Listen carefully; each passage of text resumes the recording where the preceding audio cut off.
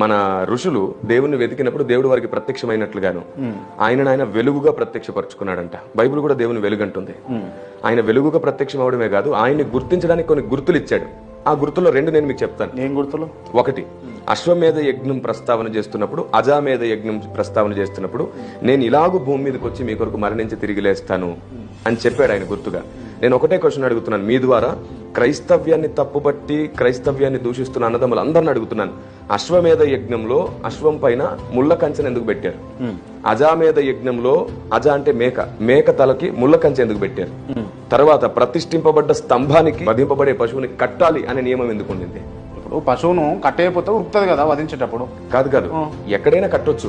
వీళ్ళు ముందు ప్రతిష్ఠింపబడి ఒక స్తంభాన్ని పెట్టాలంట, ప్రతిష్ఠిత స్తంభానికి కట్టాలంట. దానికి మీరు ఏం చెప్పదలుచుకున్నారు? అలాగే అది ఒక సిలువ అని చెప్తారా మీరు? యాజ్ ఇట్ ఈస్ ఖచ్చితంగా ఆనాటి దినాల్లో వారు దాన్ని అలాగే గుర్తించారు, అదే దర్శనం